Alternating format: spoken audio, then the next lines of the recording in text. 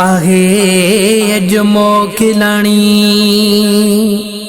मुंहिंजा नाना नबी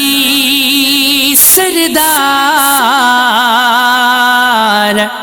फ़कीर ख़ादिम गो पांग हुसैनी कतार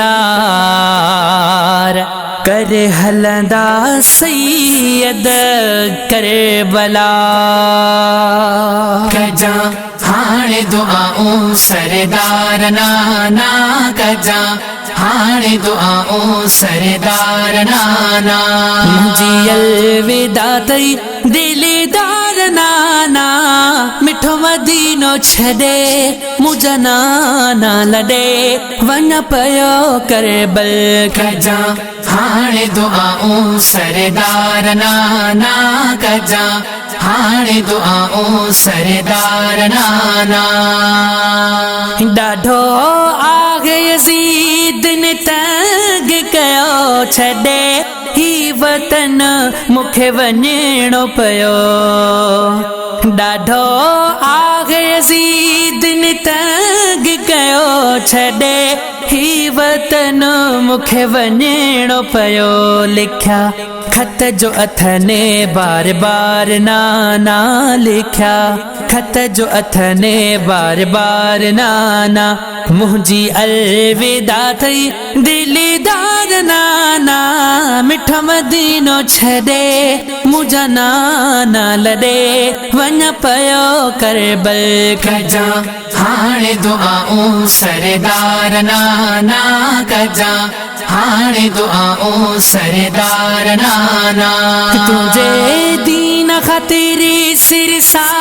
ॾींदुमि खणी छा बि थिए तोखे राज़ी कंदुमि तुंहिंजे दीन ख़ातिर सिर सां ॾींदुमि खणी छा बि थिए तोखे राज़ी कंदुमि तोसां वाइदो आहे इक़रार नाना तोसां वाइदो आहे इक़रार नाना मुंहिंजी अलविदा थई दिलदार नाना मिठो मदीनो छॾे मुंहिंजा नाना लॾे वञ पियो करबल कजा हाणे दुआऊं सरदार नाना कजा हाणे दुआऊं सरदार नाना सजी आगे खाली हवेली थी रुगो सुगरा हितेड़े अकेली थी सजी आगे खाली हवेली थी रुगो सुगरा हितेड़े अकेली थी जेका आगे ॾाढी बीमार नाना जेका आगे ॾाढी बीमार नाना मुंहिंजी अलविदा थई दिलदार नाना मिठो मदीनो छॾे मुंहिंजा नाना लॾे वञ पियो करबल कजा हाणे दुआऊं सरदार नाना कजा हाणे दुआऊं सरदार नाना हाणे मुंहिंजी अथई मोकिलाणी मिठा थिजा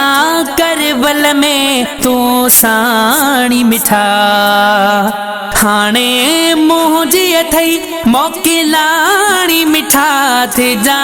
करबल में तूं साणी मिठा थिजा करबल में तूं साणी मिठा ॾींदा कूफी जिते गे आज़ार नाना ॾींदा कूफी जिते गे आज़ार नाना मुंहिंजी अलविदा थई दिलदार नाना मिठो मदीनो छॾे मुंहिंजा नाना लॾे वञ पियो करबल कजा हाणे दुआऊं सरदार नाना कजा हाणे दुआऊं सरदार नाना आहे दर्द भरियो दास्तान वॾो भटी फ़ातिह चए अरमान वॾो आगे दर्द भरियो दास्तान वॾो भट्टी फातिह चे अरमान वॾो भट्टी फातिह चे अरमान वॾो तोता सदके आहे घर बार नाना तोता सदके आहे घर बार नाना मुंहिंजी अलविदा थई दिलदार नाना मिठो मदीनो छॾे मुंहिंजा नाना लॾे वञ पयो करबल कजा हाणे दुआऊं सरदार नाना कजा हाणे दुआऊं सरदार नाना सरदार नाना सरदार नाना